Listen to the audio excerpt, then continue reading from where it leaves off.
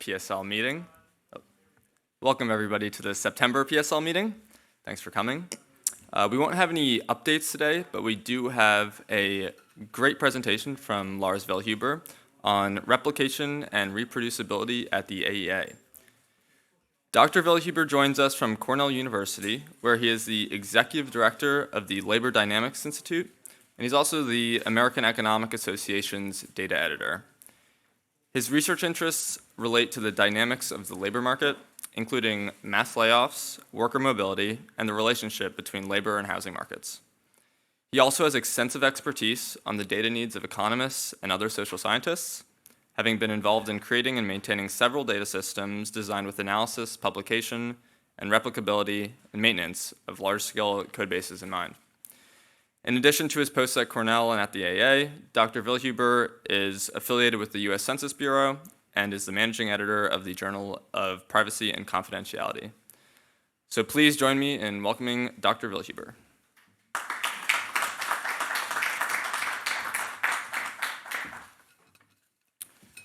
Thank you for that kind introduction, and thanks for the opportunity to speak here. Let me see if this doesn't slide away. So first of all, I should have put this up. If I have a small favor to ask, I like when I make this talk in its various guises, I like to know, ex post, or maybe if we have time during the talk, about what you guys know. So what have you encountered, etc. So I've been asking this in all the places. I have talked to sociologists, demographers, economists, and students, faculty, etc. There's a small survey stuck behind that. If you go there and if you could fill that out, that would be very useful. So I'm going to structure this talk. I can speak about this if I go through all the slides, my normal speed, about an hour. I'm going to try and shortcut that to leave more space for questions. I think in this particular form that will be quite useful, and then I can pull up as necessary some of the other slides. So what I want to do is to think about here in the broader context of the social sciences, but I'm speaking as an economist. But the issues that I'll be talking about are not specific to economics. They're actually probably not specific to the social sciences, but I'm not going to be pretentious and assume that I'm going to talk about these other things. I'm going to set sort of my view on where we are, why we are here, etc., and then talk about some concrete things, including those that we are now doing at the AEA.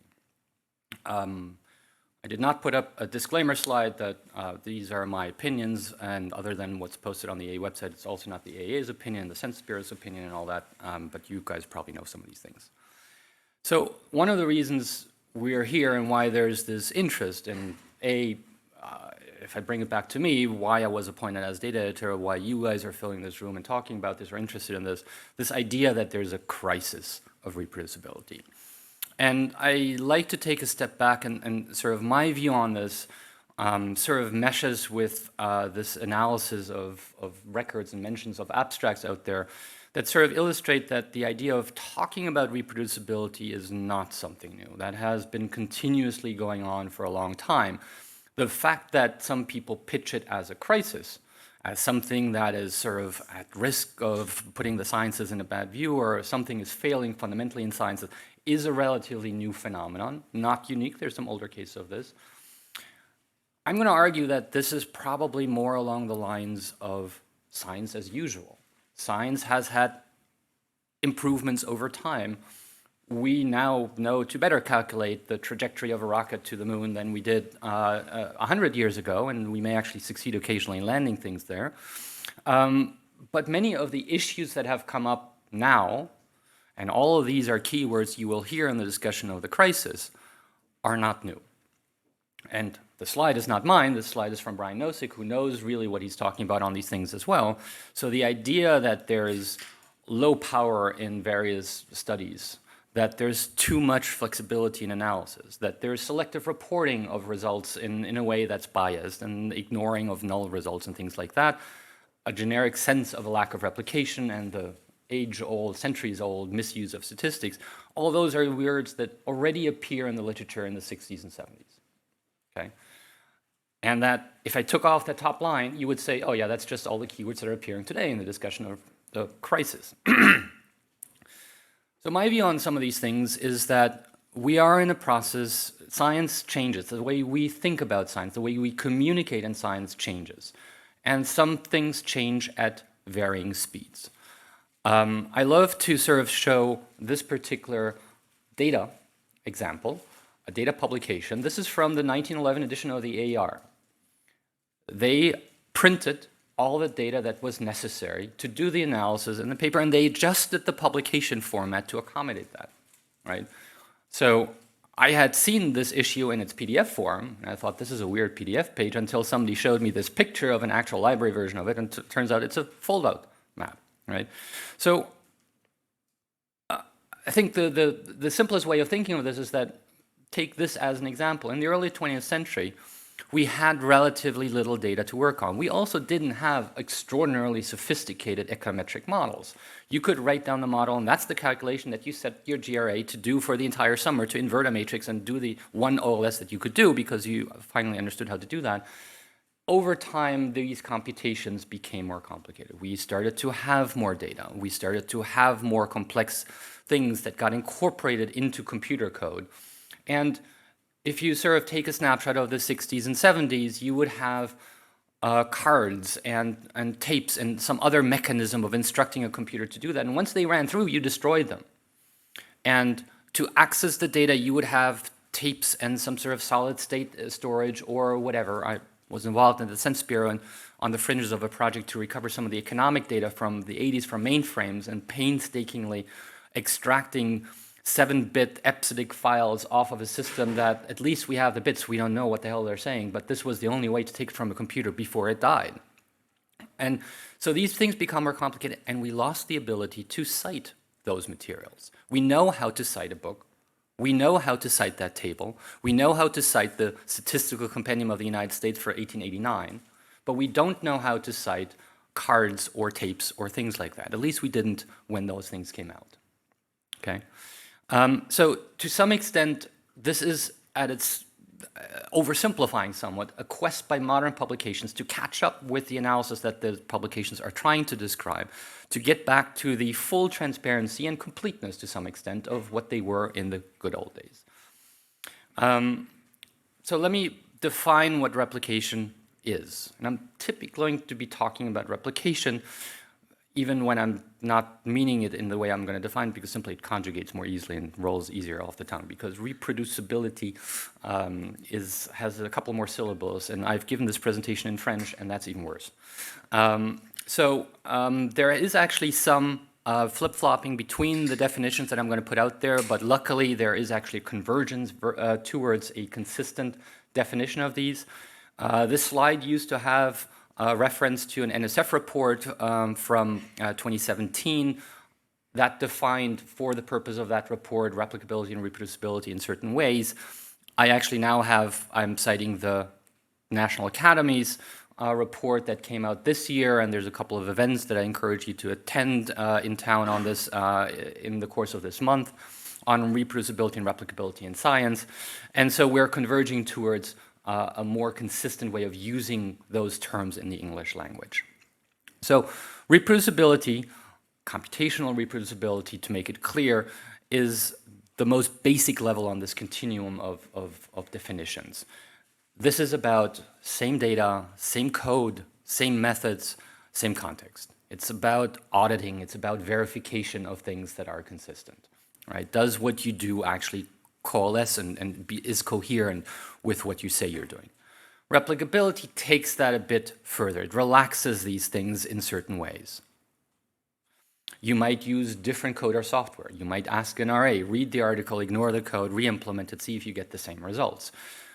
You might extend the data, new data collection. You might take a longer time series because now there is a longer time series. So this is very similar to robustness checks that you might do. In the broader sphere, these are robustness checks that others are doing, questioning your results, etc.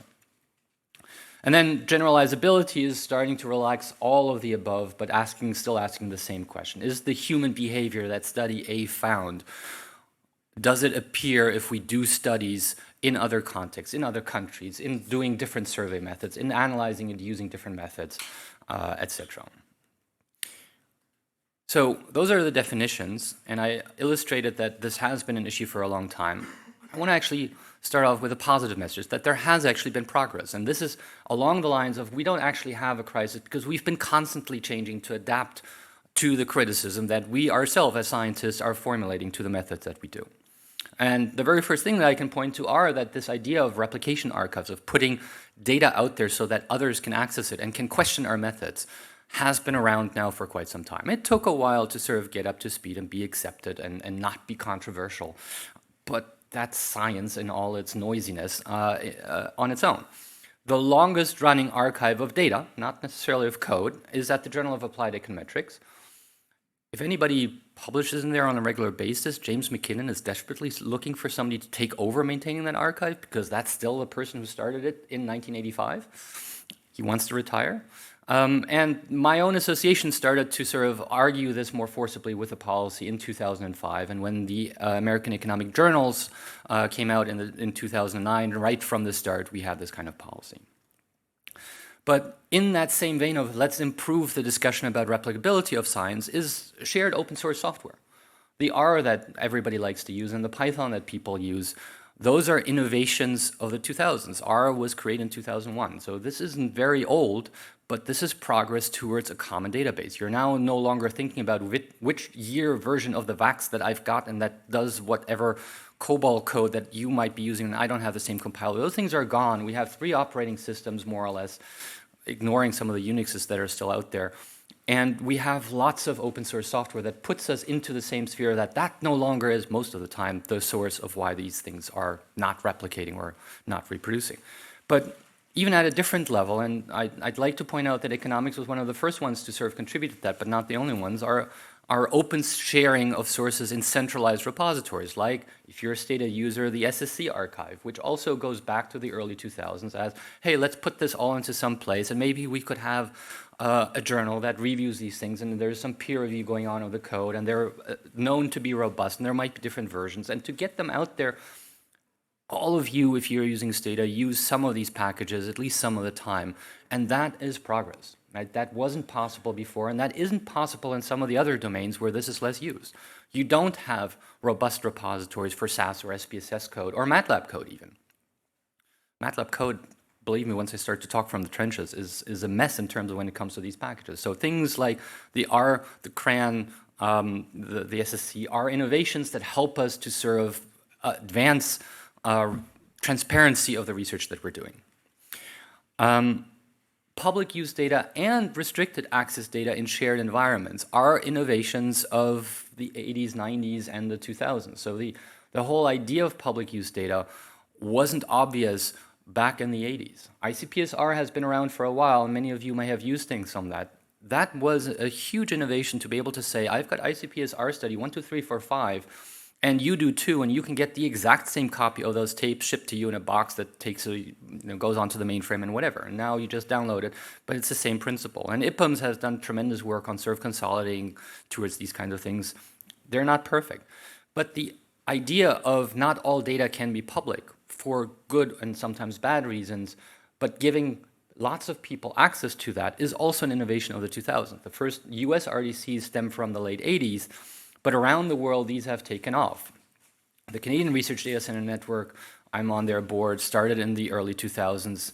The German IAB started in the mid-2000s. The French system started even later, but they've expanded vastly. There are, at any point in time, several hundred users in each of these systems actively doing research on the same confidential data that, no, you can't take it and send it to the journal, but I can tell you how you can access it, and many people do. And there's, between those two extremes of walking into a locked room and sitting on a constrained computing environment and signing NDAs or something like that, we're used in the US too. There's public use data, there's restricted use data when it comes to official statistics, and other countries have much finer gradations between that. So what we think of as public use data is in France something that you still need to sign up for and be at a French university and can't access outside of France. But several hundred French economists and sociologists and demographers and political scientists can access that same data and will question your results on that. So that is progress. And I think here I'll just skip about some of these other things. There's currently discussion about paywalls and difficulty in accessing and publication bias in official publications in journals. And one of the ways that's being suggested is, why don't we have a way to have preprints to share before? Well, let me tell you, economists have been there way before, as have physicists and mathematicians, in various ways. RepEc is the index that probably, if you're an economist, you've encountered many times in your life, as an index of a decentralized way to distribute gray literature preprints. And I was there at the birth. The index of printed, that was still a thing back then, of printed working papers was initiated at the University of Montreal by the data librarian in the econ department. So that didn't exist prior to 1997. And the internet enabled that, and a coalition came together, and RepEc is still today running by some fragment of money coming from people in there. I don't know what maintains it, but it works wonderfully, and everybody relies on it. It's a way to access these things. Archive is it's a central server. Everybody goes to the server instead of finding where the data are. But these are ways to access the information in unpublished literature faster, not subject potentially to publication bias. That's a testable hypothesis, etc. And finally, in the 2000s also came the idea over from the medical community, clinicaltrials.gov and things like that, to say, well, in social sciences, we also do experiments. We should start to register these experiments to get around sort of hypothesis adjustment or publication bias and these kinds of things. So those are slowly taking off as well. They're somewhat more restricted in terms of application. What's changed since then is the idea that, and that's evolution, not revolution, not all of these things work perfectly. So what can we do to adjust them? Data availability policies are great, but who's checking what we're putting out there? And so as this has come to the realization, lots of studies saying that, yep, I no longer have to bug authors to get the data. I can go to the website and download it, and it's just junk. So once you realize that, what do you do? Well, one of the things is great enforcement, and that's part of why I got appointed as the data editor, as well as the realization that maybe this isn't working quite as much on its own. The idea that there may be a lack of a communication channel to say consistently that this particular paper's archive just doesn't work, or it literally never replicates, etc. There needs to be a feedback mechanism, something along the line. We don't have that, so let's try and do it a different way. So I'm an experiment. I'm not the only experiment. There are data editors or people with that task at other journals. They might not have the same soapbox that I have, but at the Economic Journal, they have started this as well. The Econometric Journal has been running it for econometric software that they get for a while now, and reports some very promising results in how authors adjust to that. Restud has also appointed a data editor, and lots of other of the top econ journals have thought about this fundamental problem.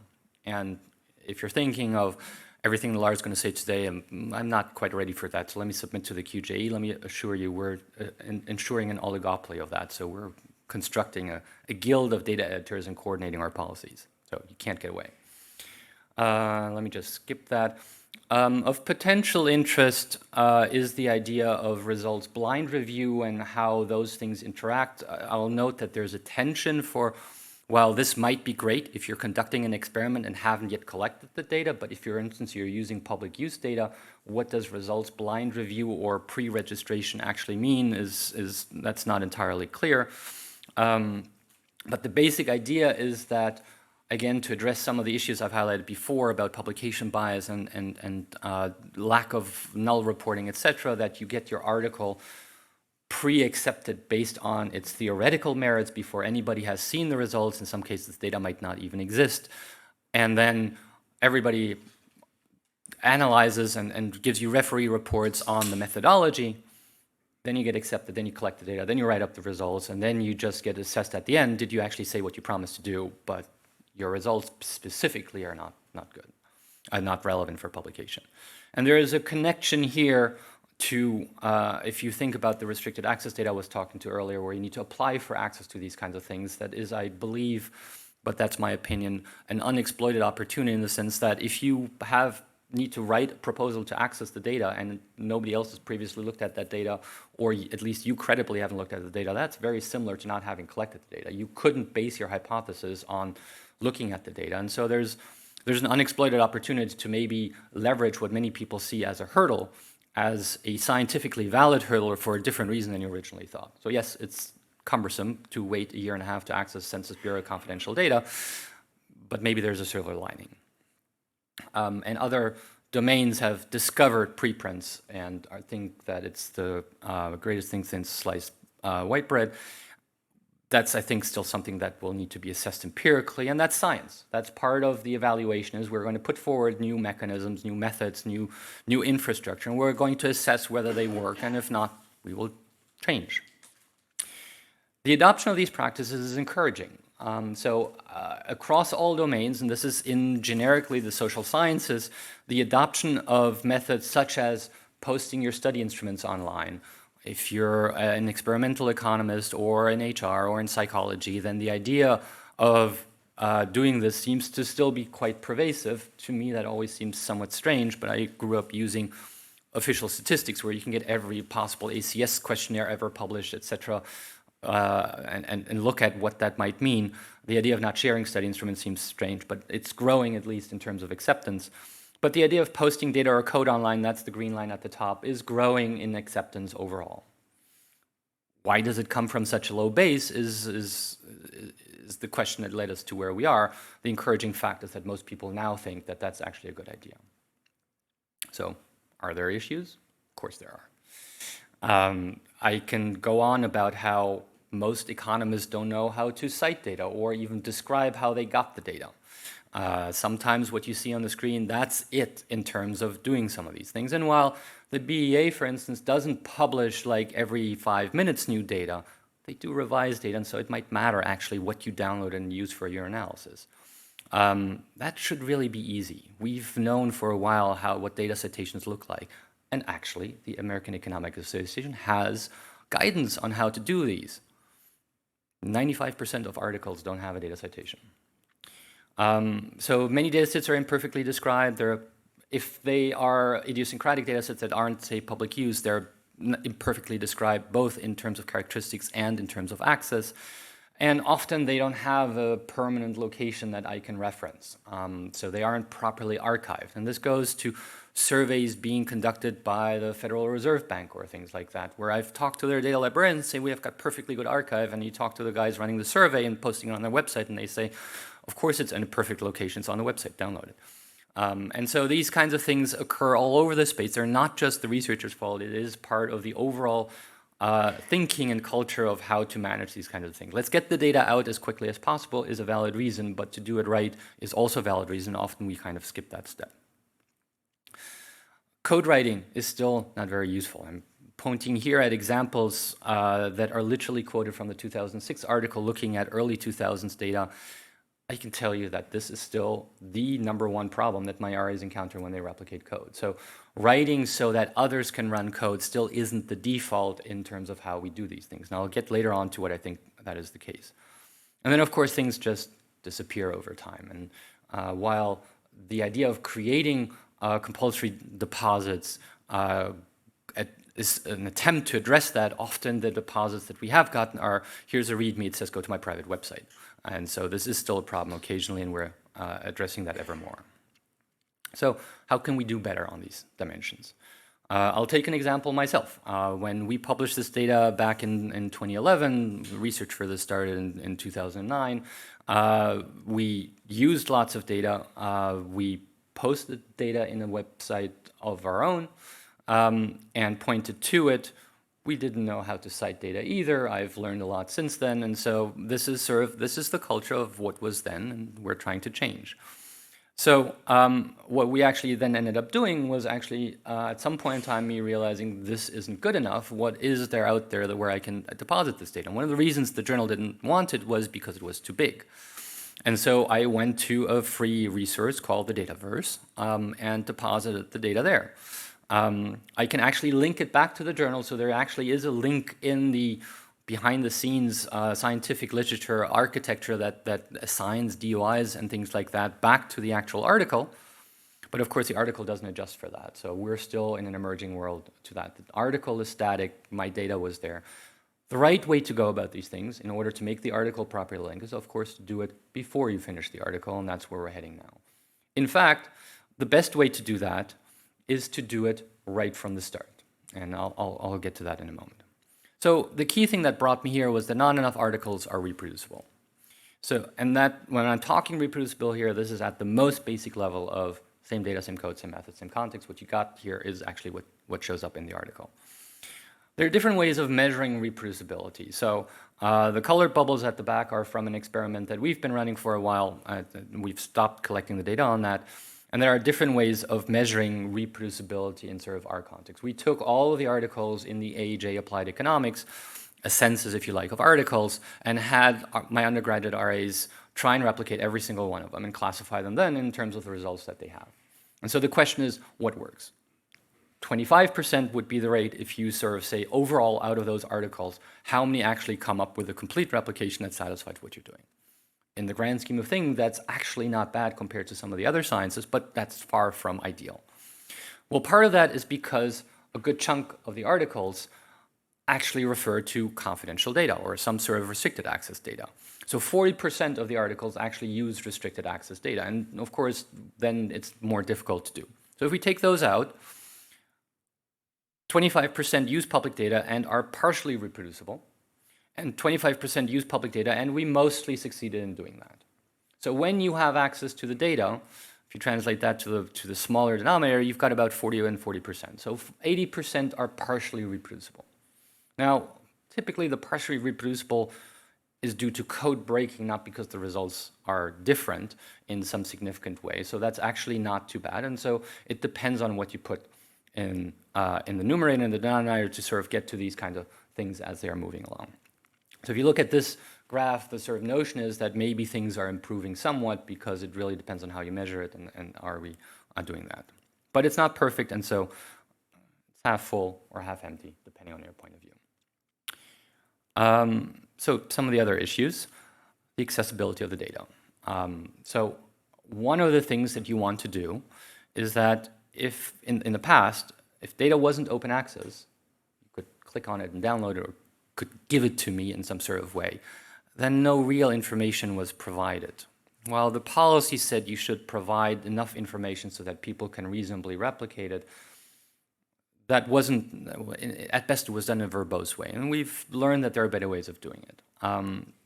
So the access itself is not necessarily broken, it's the description of them. In part, and let me take a counterexample here, in part because sometimes it doesn't make sense to copy the data over into that zip file. In other cases, because while everybody else might be able to access it, I'm not allowed to redistribute it. And those are variations on the theme that sort of say, well, give me enough information to get the file myself. And maybe that takes a registration that I might already have at ICPSR and a click and I've got it, but you were told not to distribute the data. Maybe it takes a 1.5 year long process to get access to it in an RDC. And maybe it's something even more, maybe I have to buy it. But those are legitimate data access descriptions. Just give me the information about how to do that. Maybe we can do something about it. Right? So the National Archives is one example. Why would I ask you, if you went into the National Archives and got the files, why would I ask you to come back here and give it to me at the journal? They're probably way more robust if you leave them at the National Archives and properly reference them there. And from that gold standard, you can sort of go to some of the other ones. So the idea is that the description of the access is the one that's broken, and that's another of the things where enforcement actually matters. So it's not cited, there's not enough information being given. We'd like to know a bit more about that, to do something about it. Part of the reasons why I think it is in the state that it is because many of the tools and conventions and policy and guidance that is now out there did not exist when we started putting in these policies. And we have evolved. There are now data citation principles. There are now data repositories where you can deposit these things when you couldn't 20 years ago. And so we need to adjust and catch up with some of that infrastructure. So for instance, if you go back, why this thing about supplemental data? It's become a term of art. It actually made its way into the Chicago Manual of Style, which doesn't have guidance on data citation, but does have guidance on citing supplemental materials. So why were journals doing this? Well, because it ensures longevity, access, and availability. As long as the journal exists, then the supplemental files exist as well, which is better than on your private website, probably, right? There are journals that have gone belly up. There are ways to ensure that journals continue to exist even after they are a live instance and things like that, and that doesn't necessarily cover the data, but it might be better than something. So what do data archives do? Well, they do exactly that. They ensure longevity of data. They do access availability. They actually do a bit more because they worry about registering these not just as some zip file on a website, but they actually give it a life of its own, say with its own DOI and things like that. And so one of the things that has emerged over the past, say 5 years really, this is really relatively recent, is a ton of self-deposit repositories. You can just go there for free or for a small fee and deposit it, and they promise to take care of the data in all eternity, whatever that means. So Dataverse, free, Figshare, commercial associated with Nature, OpenICPSR, free, Zenodo, free. Even if you do extracts from documents and things like that, I'll point you to the qualitative data repository at Syracuse, which is doing marvelous work for doing quantitative data repositories that you can cite, that you can deep link into. This particular quote comes from this particular newspaper clipping and whatever. These are all fabulous facilities that did not exist 10 years ago, but that are now there and that need to be used. And that restricted use data, well, de facto, all those restricted access environments that have emerged over the past 15 to 20 years act as if they were data repositories. They need to ensure that that data exists because that's the reason for existence, and so they can serve as data repositories as well. Now, they don't do all the things that Dataverse, Figshare, et cetera say. They don't provide nice metadata pages where you can cite the article and browse some of the information about it, and they have work to do in that sphere as well. And so this is not just things that are on an onus on the researcher, so that's moving forward. The goal at journals, and increasingly in economics too, this wasn't obvious, is to use any repository. Don't come to us with it. Go to those whose business it is to archive these things, such as the National Archives, but such as OpenICPSR, et cetera, that used to be institutional repositories, but now can be made into individual personal repositories, et cetera. So use them, and we as journals will need to adapt to sort of cite them and reference them, et cetera. And you will see that emerging as the first articles come out after in the fall from the AR, because we have moved to something like that. So the best practices really are do this stuff as early as possible. Don't do what we did for our article several years later and go back and do it, because A, it doesn't make it into the article, but B, I'm pretty sure that the data I deposit is actually the data that went into the article, but that's too late to really make any adjustments to that. Do it as early as possible. If you're collecting a survey, you're finished with data collection, you haven't even started on the analysis, but that raw data is never going to change again. You've closed down your field operations. Archive it. Maybe not publicly, because you can archive and put embargoes on it or put restrictions on it, etc. Archive it. And then you have something citable that you can use downstream from there, etc. And the information is fresh in your mind when you archive it. And when you finish the manuscript finally with all the analysis, then the analysis files are something separate that then gets archived or deposited separately. And so over the lifetime of a project, the life cycle of a project, there's various points where you can do these things, and you should do them as early as possible. And I'll point out that while we are currently at the journal collecting things at the conditional acceptance stage and encouraging authors to deposit it, that's also too late, because you should have a referenceable archive the moment you submit the paper. And that's where we go back to, let me accept all of these repositories, because while at the conditional acceptance, I know which repository you can put it to, it's ours, right? At the submission stage, I don't, because why would you put it in the AR's one if you're going to 80% chance of getting rejected, and then you're going to go to the JPE or the QJ or something like that, but you've already made a deposit at that point, because that should be fixed in. That's what you submitted. That's what you're standing behind. That's the paper you want published. And so that archive should really pre-exist. The difficulty then, of course, becomes that not every repository is created equal. Let me just put it out there. GitHub is not a repository. Dropbox is not a repository. Why? Because you can go in and in 5 minutes delete your entire history of everything you've ever stored on GitHub, and it's gone, right? And you can do that after publication, so that's not a repository. But there's also robustness things, and I've got some fallacious examples here, like the University of Southern Venezuela or something like that, where there is turmoil in the country that might impinge sort of on the very existence of these institutions. There's almost a war going on. Well, what do university institutions do in that environment? But there's also funding issues, right? Talk to data librarians at universities, and they're always trying to make their case to the university provost or whoever that they need more money to run these things. And I don't know of actual cases, but are some of these at risk of no longer having the funding or migrating their repositories to somewhere else, et cetera? Yes, of course they are. And what can a poor data editor do about that? Well, in theory, there's metadata on the quality of repositories, but it's not universal, et cetera. So it's a challenge. Thus, the idea that there might be a limited list of things where you can put these, but we have to figure some of those things out. And when the access is restricted, what do I know about the policies of various places where you told me I can go and find the data, but how long can I find that data there? And here we're in a bind because there is no option. If you can't get the data from the JP Morgan Institute and do anything else with it, you're entirely dependent on what they're doing. So what is their policy? Well, as far as the JP Morgan folks told me, we don't know. I don't have a policy. And that may be something that needs to evolve as well, is questions to ask when you first get access to the data. How long can you actually ensure that you have access to this data? Because who knows, maybe the editor will insist on that the data be available for at least 2 months in the form that it was or something like that. Right? And is the US Census Bureau a reliable repository for the data that it provides to you and for the data that you generated within your restricted access environment? How long is that going to stick around? The answer is 10 years, but try and find that as a stated policy that I can reference. That's the challenge. Right? So these are challenges that, again, are not only up to the researchers, but the researchers play a role in asking the questions. And the 100th time that the Census Bureau will get a question about how long are my files going to be around, they're going to come up with a policy to sort of say, here, read this URL.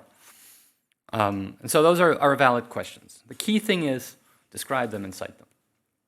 Okay. And there's actually a formal way to describe them that is emerging in the academic literature called data, and it should really be called code availability statements, that are formal statements attached to articles, sometimes in the body of the article about where the data is. Okay, and I could provide you with examples where, for instance, Nature Human Behavior has some of these things in economics, and they're only as good as the enforcement. So just stating that you have these things, I've investigated a few of them, and they are really poorly accessible or replicable. So that by itself doesn't work, but it provides a framework to think about this. Let me skip that and go to the actions part. What are we doing right now? So I've alluded to some of the things at the A that we're doing.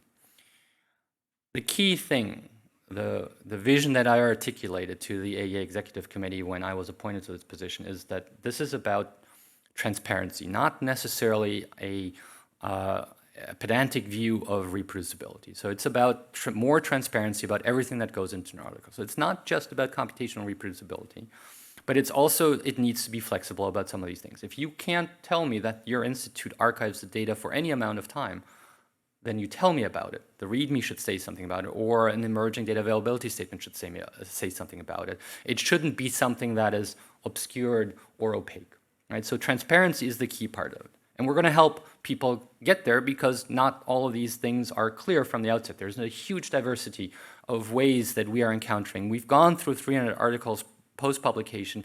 Since July, we've gone through, I think, 80 articles that are in some phase of the process.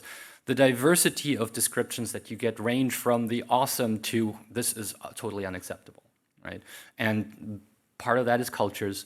There may be trends within certain subdomains or that are emerging or things like that, but there are better ways to do this. And we need, as a journal, to do some of the homework to better linking to those resources that we're encouraging you to use. We have started, for instance, for the RCT registry that the AEA runs, since this summer, they now assign digital object identifiers. You can now cite them. And I have seen already the first paper come out that doesn't just reference, yes, I registered my RCT at the registry, but also cites it and links to it because of that DOI link. Restricted access data, we are constantly talking to the providers. Every time a paper comes in that says I use data from here and there, we go in and we ask the authors and potentially the agencies, do you have a page that describes who can access this data? What are the conditions? What's the duration? How long is the data going to be there? So there's a sort of questionnaire that these authors get back that you should be asking your institution about how to do this. But you are going to get published. That's not the problem, right? Just be transparent about it. Public use data and code available, we will run some of that in terms of better things. But if you have code on GitHub, we encourage you to put a link to that in there because that might be a living repository, but the version of record is still somewhere else. So, and I'll point those who use GitHub to Zenodo as something that you can integrate, or you can come to the repository and deposit it there. So we need an archival copy of exactly the version that was out there. Comment sent back to an author last week was, don't change your code every 4 hours and ask me to start replicating it. You just sent in your revise and resubmit. There should be no further changes. Point me at a release, point me at an archive, or something like that. So those are things that still need to do it, but we can link to that. And we're improving code archives. Our goal is that what you see is actually reproducible to the extent that we can achieve that. And so while we don't want to turn into a code consulting enterprise, we are going to provide some checks as to whether or not what you do is actually consistent. So we are conducting reproducibility checks where we can, and I can describe them a bit more in a moment. And where we can't, when the data is restricted access, well, you're not safe. We will still go out and try and figure out who can access that data and do that replication check for us. And we have already succeeded. Some very interesting examples of collaborations where we have some arm's length distance from the original researcher within the institution, an RA who didn't work on this program or who works for somebody else in the program and who ran through the code that we can't access and came back and said, yeah, almost everything runs, but this table isn't quite right and this package wasn't there, etc. So they actually provide honest feedback. How that will evolve as a game over time is a different question, but to take it to another level, the French RDC system now has an official, they call it an agency, a group that is embedded within the restricted access environment and will do that job for us if we ask them to. They have access to all the confidential data in the French archive. They are associated with no research group. And when the researcher finishes his project, they give them all the files. They will create an archive internally and certify that that archive is there, and they will reproduce the code and give us a report. Right? So they just started, so I haven't seen any papers on that, but I have been actively talking with them and other groups that are doing similar things. So we're pushing the envelope in terms of doing this, and that may generate new ways of accessing the data or verifying these things or ongoing discussions with data providers. And my hope is that some of this evolves even into when you first get access to the data, you're signing a data use agreement and there's conditions in there that everybody needs to meet, that things like I may need to give a yet-to-be-determined replicator access to this data to ensure the scientific reliability of the stuff that I'm doing, that get incorporated into these agreements because they start to become important, right? So right now, we're in this interim world where we just announced the policy and all the projects that we're seeing were first started 2 to 5 years ago, so they don't have this, they can't have this integrated. But our hope is that as this becomes a stronger norm, that we also see an adaptation of these processes. And like I just said, better archives, but also better provenance tracking, right? So while you may come to us to deposit your final code, please do link back to the GitHub because there might be a conversation going on later on post-publication about these things. And the version of record may be locked in, the version that goes with the article that was published, but that doesn't mean that you can't change the code afterwards and run other things that go along with it, okay? If you haven't seen the new policy, one of the key things that has changed are highlighted here in orange. So we're emphasizing that access to the data and code needs to be well documented and relaxing to some extent that they need to be readily available to anybody, but that the access is non-exclusive, right? Readily available to anybody goes back to the example that I had, say, of the French public use data. It is public use within France, but I can't access it from here. So readily available to anybody? No, it doesn't work. Readily available to others than the original author? Yeah, that works. Okay, so there's a competitive model here to some extent. As economists, we don't need perfect competition to get some element of perfect competition into the outcomes, and so that's kind of the thinking behind this. The key thing is, of course, that now the condition for providing that information is not prior to publication, but rather prior to acceptance. So there is the possibility of reverting a conditional acceptance when and if things arise. So far, none have arisen, but that's an ongoing conversation then also with the editors. I should highlight, I'm not the one making that decision. I'm the data editor, I provide the information, and ultimately, if I see something that is of concern, I make a note to the editor, and he or she can make the decision about those things. So it's still based on scientific overall merit.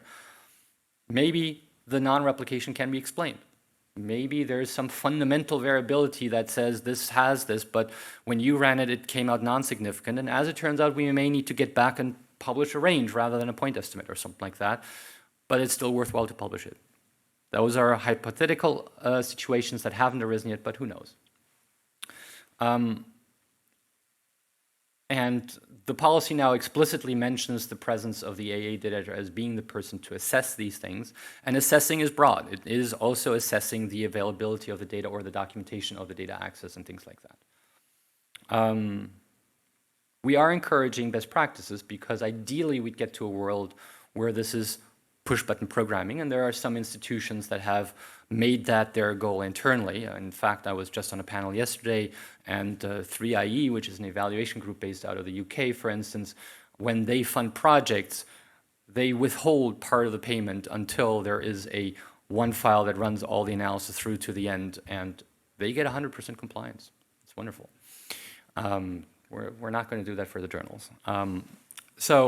The key suggestion is if you don't want to delay your publication, then just before you ever submit the journal, do one last run through all those things.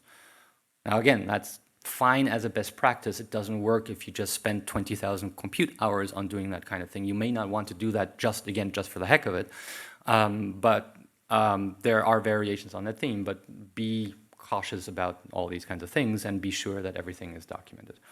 We encounter lots of researchers who, when it comes to the conditional acceptance, say, yeah, here's the document. Let me just clean up the code a bit before I can send it to you. And that then all of a sudden takes 2 months. And that's not good. So what do we check? So before we even start thinking about computational reproducibility, we go through both the manuscript and all the provided materials, the README, and look at things. Are there data citations? No, they're not. Here's how you do them on the AE website. Please do that on your revision of this. The quality of the README. Does it say run so-and-so, or does it provide some information about the structure? What is the data that you're providing? Why is the data there? How does it fit within the overall thing, etc.? And as these new things come out where we've had some feedback on, you will see me posting links to really good examples that we encounter. Some people are just awesome about this kind of thing, and some people just don't get it. At the end, everybody will have improved it, so you will not see the version that just doesn't get it. You will see the version that got improved based on comments.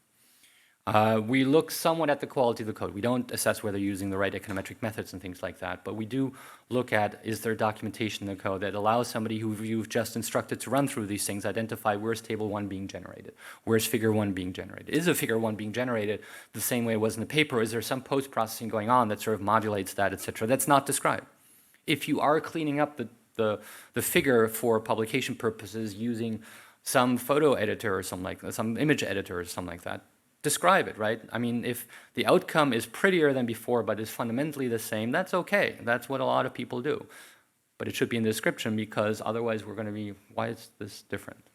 And then we're going to actually, if all those things fit in, we're going to check the reproducibility of the code. So who's doing this? These are undergraduate areas that we hire. I hire a new batch every semester. They go through, ultimately it takes me about 2 weeks to train them up, a full day session, and then some follow-up over the course of the next 2 weeks. These are second, third year undergraduates. They have some experience running Stata, Python, R, something like that. They can follow instructions. And if they can follow these instructions and it works, we're good. And sometimes they have to be a bit creative, and I'm not, these are not fresh out of high school. These are Cornell undergraduates. I'm not going to speculate about whether or not they're above or below average. They're selected based on an English essay, not on their Stata code that they submitted at admission. So what they're being selected on is not necessarily correlated with what I'm seeing here. They typically manage to do this within a week.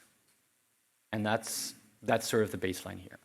When they don't, and there is operator error, they sometimes don't get things right that seem obvious to a graduate student or somebody like me, then we escalate it up, and it might take a bit longer. But this is eminently feasible. And so far the experience is that we have not seen any big problems, which is really good. We've seen carelessness. We've seen packages drop. We've seen variations on the code that are ill-documented, or where is table 5 being spit out? Well, cell A1 is being spit out in this run, cell B2 is being spit out in this run, you're going to have to hand compile the whole thing. And yes, there's a typo in there because that's not a very robust way of doing this. But the RAs will have the patience of going through that and figuring these things out. And the comment back will be, this is not the best way to do it, but we succeeded in figuring it out. And that's what I just said. Let me just point to what things have changed. This should probably have been a bit earlier about data citations. One of the key things that we've been working on when looking at these replication packages is teasing out when is actually the data that you are using in this study of independent value.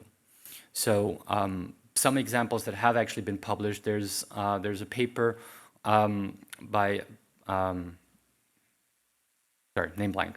It's on Indian data. They did fabulous work of combining time-consistent geographic identifiers for India with data from the census and roadmaps and villages and disambiguating these kinds of things. It's called the Shrug. It was stuck into the zip file and their personal website. So we actually worked with them for 2 or 3 months to sort of, you know, this stuff is awesome. It has to come out as a separate data archive that you from now on continue working on. That's not something the AER wants to do. You want to get credit for this. So put it out there as its own living repository that you can continue updating in a robust fashion, pointing you at how you would do these kinds of things. What, I can put this on something other than my website? Yes, please put it out there, version it, then cite it, and cite it as part of your package. So now all of a sudden the package was a lot smaller because we only had their analysis code, and anything that might have been derived using proprietary data didn't make it into that thing. And yes, we have to download that Shrug data that used to be in folder so-and-so, but now you can actually find that additional data much better than it was before. It's not some blob of bits that's stuck into a zip file. It is actually findable, accessible, interoperable, and reusable, which are these data principles that have emerged over the last couple of years to how to take additional value out of these data sets. And do the authors want you to cite their paper? Of course they do. But can others now find their paper by finding data on India that's consistent and possibly use it without them ever realizing it? That is also now possible and findable. Other than going to those extremes, we also have cases, or we actually look at the metadata of all of these repositories. So if you ran this little survey in India as well, we want you to tag the metadata in the new repository we've put up as this data covers India. So I can actually start searching in a couple of months through the archive to find all data sets that covered India, or maybe all data sets that cover India from 1975 to 1982. And then conversely, I can then find the articles that talk about this that may or may not be relevant for the particular thing I'm doing it, but I've made data more findable. I've made projects more findable. So that's part of what we were after with this. So this is sort of a glimpse of what this might actually look like. I've already mentioned some of that. So one of the key things, and this sort of goes to the bigger vision that we have for this. The other part in the vision, other than saying that I want transparency to be the key thing, is I want to be out of a job in 10 years. I don't want the job of a data editor to be necessary 10 years from now. How do we achieve that? Is that we have to get over the hump of the current imperfect practices to making this a natural part of the way that we do science, right? Part of the key for that is that right now I'm in the hump where articles got submitted, as I said, before the policy was announced. So obviously they couldn't comply with my guidance ex ante, okay? But all the guidance that we're doing, everything that my RAs are walking through, the tutorials that get them up to speed are all public. So if I can train my RAs to do that, others can do. You can train yourself. The checklist that they go through, here's the checklist. They don't check anything that's not on the checklist, and there's guidance within the checklist about what that means to actually do it. Well, maybe you can run through that too. And so down the road, hopefully the submissions will be adapted. But as I've started to point out in some of the other things, this actually starts a lot earlier. How do you set up a project right from the start to satisfy these practices? I'm probably preaching to the choir here about using some versioning system in terms of doing that, but you also need to version the data, right? Deposit the data as soon as possible. Deposit iterations of the data as you go through. Maybe you retain them less often, but you keep copies of those around, and then you can actually figure out why did my version 2 differ from the version 3, and is there something to learn from that? And the final version before it gets submitted is clearly identified by an archive of data and an archive of other things. But that started at the conception of the project. And it starts with a skill set that you need to do that kind of thing. How do I deposit data in one of these archives? It's not something most of us have done until you've gone through it once. And the first time around, it's painful. And the second time around, it maybe gets better. And then finally you figure out that you can actually access an API on Zenodo and just do it programmatically, and you're going to inundate them with your data sets. That's a different problem to have then. But those are skills that need to evolve. There is no Stata package deposited at ICPSR. There is no Stata package yet to deposit at Zenodo, say. There's one that kind of works for an R for Zenodo. So these are skills that need to evolve. How do I data cite? I'm hopeful that most people can just pick that up relatively quickly. So the goal is to move all those bubbles up consistently. So let me skip through some of these things. I've already mentioned some of those. The key thing is that we need training. And while you guys typically don't teach undergraduates, you hire undergraduates, and what is it that you need to sort of teach them that you would love that universities actually would have taught them before, because why do you have to teach them that again, is an ongoing discussion that is constantly going. As much as it is a challenge to convince people in universities that this should be part of the curriculum, articulating that these are needs out in the industry that are hiring our industries, our students are also just as valuable as feedback about these kinds of things. And so hearing about some of those practices, I hope that being on my soapbox is one way to sort of collect some of these practices as well and convey some of those. We may need to adapt some of the ways that we present this stuff. So I certainly envision that this idea of not just a data citation, but for instance, incorporating some of the access information about what you need to do to access this data into our journalistic infrastructure might actually help to A, improve access, and B, to allow for novel ways of assessing the robustness of science, right? We do meta-analysis, and we incorporate into that the variability, say that it was within the table. Maybe we can weight analyses that are more reproducible or more potentially reproducible higher than analyses that have a lower probability of being reproduced and thus have a higher risk of not actually being true into a meta-analysis. And maybe our view of science might change as that. Currently, that's not possible. There isn't enough metadata to do that at scale, but maybe we can do something like that by revealing what are the access conditions, whether that's an open access thing or whether this fictional Norwegian data set has special restrictions on it that I can assess, should I weight this data down by the fraction of the world population that has Norwegian citizenship as one way of addressing this? Who knows, right? And the key thing is then a collaboration with others that know how to do this, a collaboration with some young students who might have been exposed to this but might not be doing this in the scientific way, and a collaboration across journals, because I don't want you to just get away with this, okay, when I'm going to go to the AR, I'm going to do what Lars says. This needs to be the common way of doing this, not just the AA way of doing this. And so coordination among at least the econ journals that you are going to be submitting to is ongoing. Our guild of data editors is regularly communicating on methods, on does this thing work, what is your experience with this, and coalescing. And I pointed earlier to a website, has a long URL, but you have the slides so you can click on that URL in there, where there's unofficial guidance that at some point in time will make it into its various flavors at the journals, but expands greatly on some of these things as well. Challenges? Well, that's where I'll stop for now and ask your questions. So let me forward to, mentioned much of that, so I just want to leave some time for for questions. And leave you with that, because of course I deposited this at an archive, so you can get it. So thank you very much.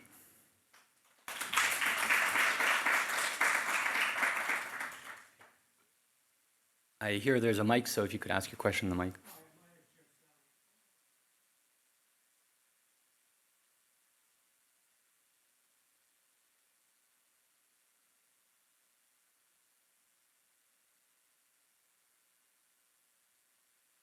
What you're talking about today is the future. But one of the other things going on right now is the drive to have open access to journals. And so how does AEA pay for its journals, and how does it view the conflict? I mean, in the short term, some of this stuff is going to cost money. In the long term, it'll be all automated, and in 2050, it won't cost anything. But between now and then, it'll probably add to some expenses of running the journal. On the other hand, with open access, if your journals don't get as much money, how do you square the circle? And that has been a concern right from the start because the AA is one of the richer associations. So essentially our journals are funded by library subscriptions and membership fees. And a membership fee for a student, say, is $25. So that doesn't go close to covering what the usual subscriptions are. You get 7 or 8. If you're an economist, you're probably a member of the AA unless you have access to journals. So it's again one of those, it's a large crowd, but it's not universal. Journal infrastructure still costs money, so there is a tension in the open access journal world about how do you actually finance the open access journals, which is where the whole discussion about submission fees comes in. I run, actually separate from the AA, I run a small open access journal, and right now it runs because there's a chair that funds the one person who's sort of part-time working on it, and the software doesn't cost that much. But there is, to ensure a quality journal, it's not zero cost, there is a positive cost. And that's there are entire conferences about that. And I'm working within, as an AA editor, within the constraints of what that system has. I am worried about the fact that what I'm doing does cost money. My time, my RIAs, etc., does cost money. And the AA is a rich association relative to many of the other smaller ones that don't necessarily have the means to do so. Do journals at Elsevier have the overhead to sort of do some of that? Probably yes. Do journals at university presses have that? I don't know, right? Does the University of Chicago Press actually run a profit on the journals, or is that cost recover? I don't know.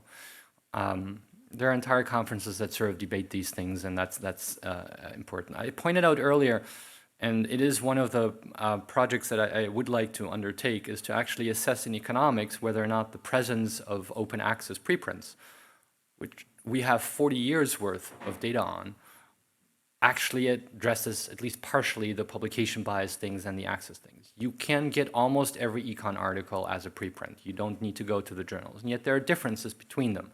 They may be subtle, they may be drastic. That's a difficult challenge to assess, but we have actually data on that many others don't. And I don't know what the final solution will be.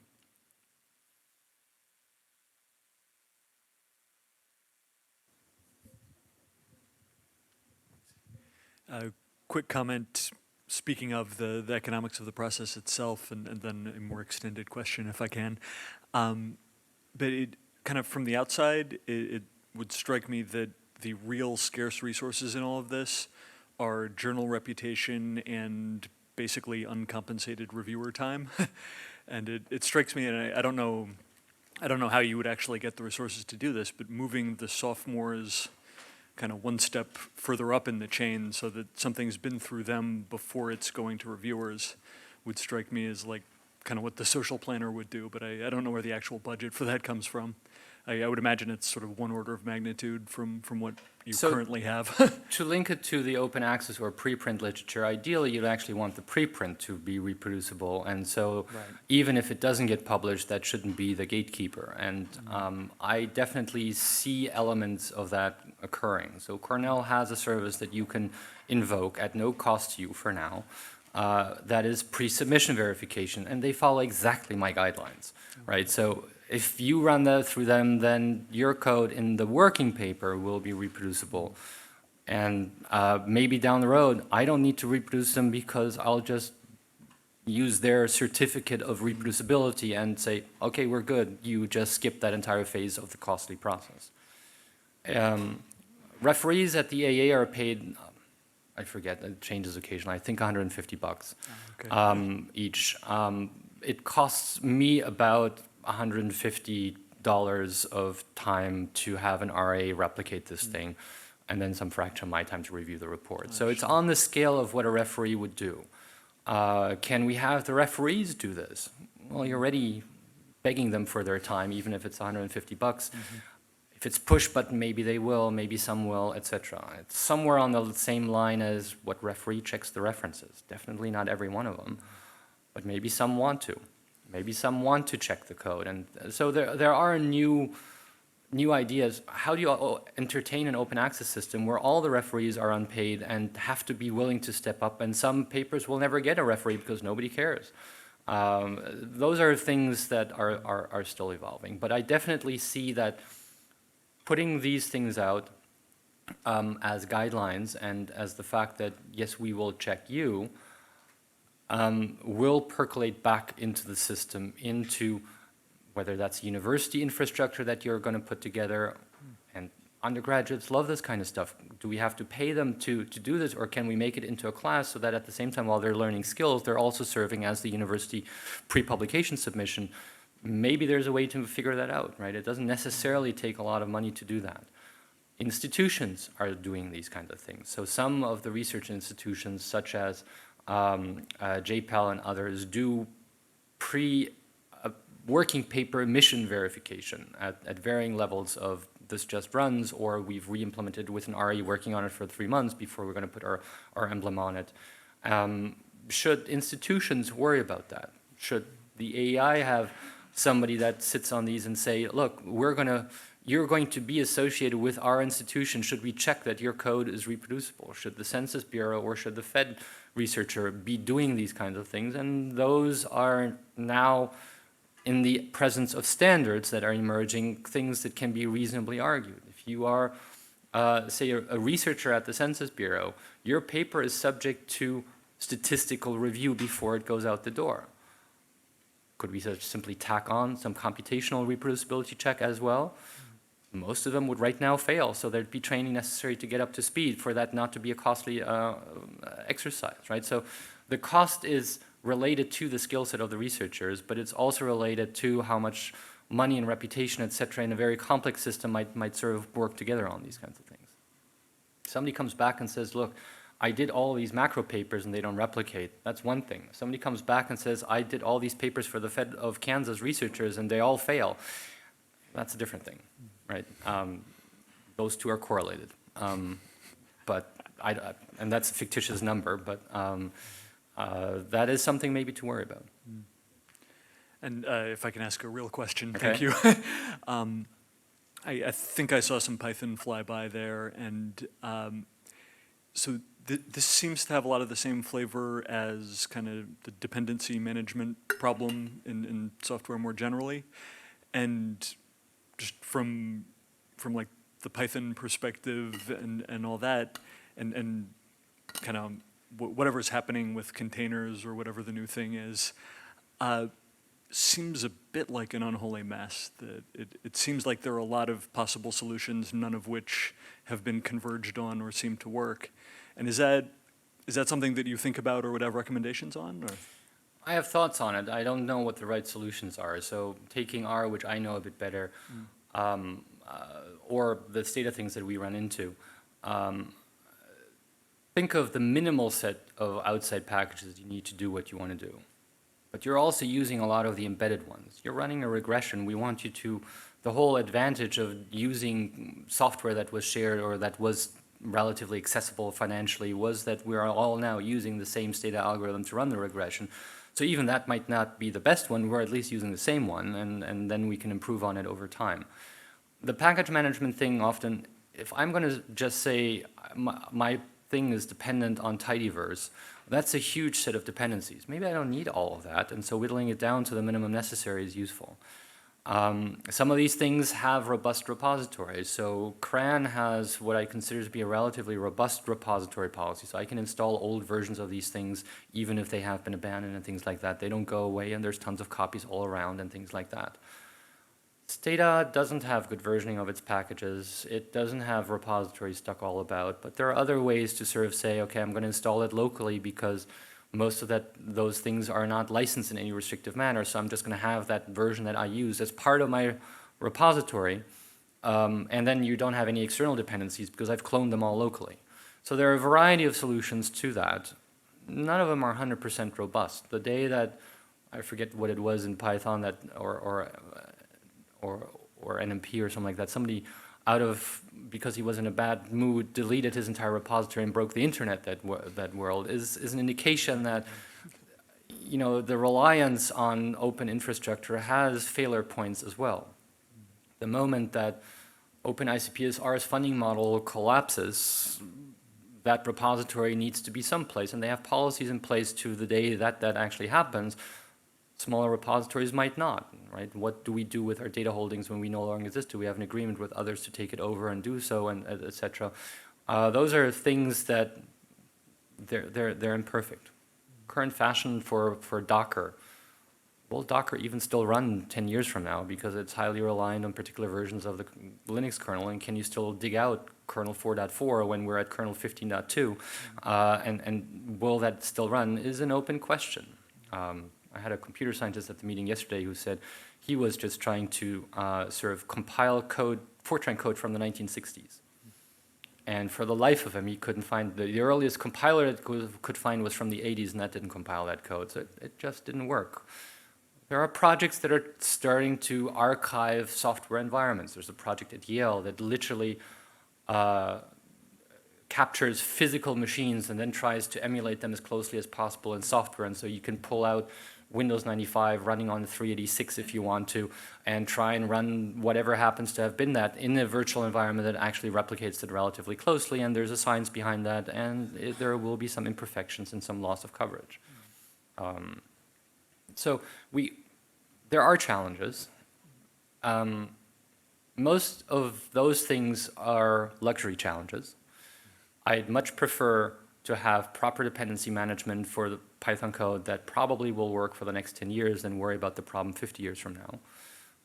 I hope that most of the replication attempts or queries on these things will have been solved by then, and that will move the needle somewhat. Right now, we aren't even at that stage. So moving it that way means that we then have a problem that we can then assess differently. Thanks much.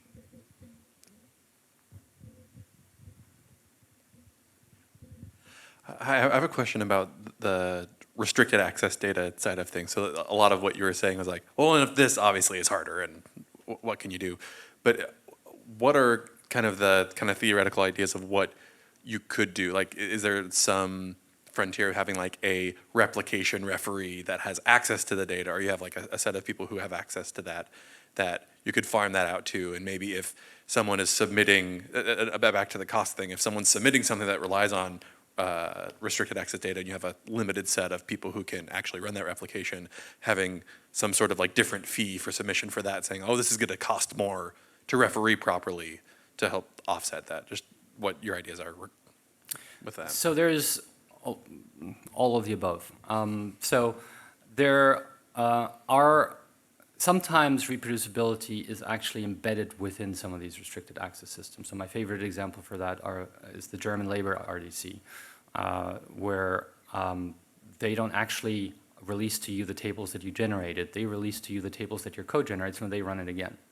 They don't pitch it as reproducibility. They pitch it as this is security because we don't know what the hell you're doing with your code. We want to check that first. But they can put an emblem on it, maybe digitally sign it, et cetera, and that's reproducible. I don't need to check anything. I happen to know that their website doesn't say that, so some of the conversations are me talking to them and saying, look, I realize that this is the case because I've used your data. Could you sort of make that more obvious so that I can then cite you and put it out there? And that elicits things like, could we then digitally sign that everything, this code and this table came from the same run and wasn't modified after receipt and things like that? Do we want to think about publishing that on an agency website so that not only is there, like maybe I can verify the signature on their website as having been associated with a particular run, keeping some anonymity of who ran it or things like that. And I'm actually on a working group at the Census Bureau where we're thinking about similar things for the US Census Bureau in terms of can we do this as embedding it within the disclosure avoidance system in a way that, like I said earlier, that the application process is a hurdle. That's a pain most of the time. Can we have it have a silver lining? And the same way to get stuff out, most people experience it as a painful exercise. Can we maybe say that if your code is perfectly reproducible, we've actually helped you jump a thing, and it'll actually get you publication afterwards a bit faster, so we get some of the time back. I cited the sample from France where they're embedded within. They have access to every single statistical confidential data within there, and on demand will run this. They do it for free for now because they have a grant running it. Is this something that we should consider for the US, say? I'm actively considering that with a couple of people within the RDC system. How would we fund it? Would this be, like I said, it cost me about $200 to have an RA do this kind of thing. Can we get this to be a peer-to-peer review within graduate students that are working within the RDC, and I'll pay them a $200 fee that I charge back to the researcher, or that I rope into the access fee that the university is paying, or that we get a funder. All these considerations are in there, and they're opening up. We've talked with the Census Bureau about having replication rushes, like have a master's project, get them all somehow security clearance, and then they will all each get 3 per paper. We'll pick out a couple of papers that have used the data, and they will go inside and try and replicate them as sort of a surge or a part of a class, so that you get a bit of both. You get some validation that this happened, and you get students actually trained on these methods within an RDC environment. So there's variations. I think there will be a lot of movement along those lines. There are new methods that we're thinking of, despite the concerns I have about Docker in the short term. That may be a new solution, combining it with synthetic or fake data to test your code on CodeOcean, and then you take the whole Docker image, throw it into the confidential area in a bubble, and it produces the same table again, except now it's filled with results from confidential data, and you don't have to worry about any of these things because it's completely self-contained, and you only vet the file that is coming out. Is that a feasible thing? It wasn't 5 years ago, but there's enough movement within these environments to say maybe now it will be. And there are other challenges. IRS is moving ahead with increased access to their data using IRS laptops in an RDC environment. What's the specs on that laptop? What's the scale of what I can do on a laptop? So while access is being improved, I'm not necessarily moving the needle there along other ways. A lot of private providers of data, whether it be the JP Morgan or the ADP folks, will also send out a custom secure laptop that you use to access their data. I have no control over the environment there, what is going to happen there, etc. But on the other hand, they have access models, and maybe it is quicker to get somebody in to do these kinds of replications because maybe it enhances their credibility. And so there's a lot of movement in that space. Part of the pleasure I find in this position is that I've now pointed a flag up and say, hey, come talk to me because maybe we can augment or amplify what you're trying to get out there, or maybe I've heard about something else and we can coordinate on methods of doing that. And that itself is progress, right? And so there is going to be a lot of movement in these things. Okay, thank you very much.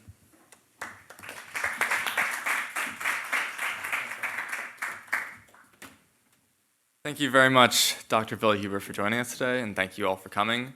If you want to keep up with PSL models and events, you can follow us on Twitter at PSL Models, or sign up for our monthly newsletter on pslmodels.org. We'll be sending around Dr. Vilhuber's presentation in the next day or so you guys can click on that and fill out the survey, and if you ever want to reference it again, you'll have it. So thanks very much for coming. Hope to see you next month.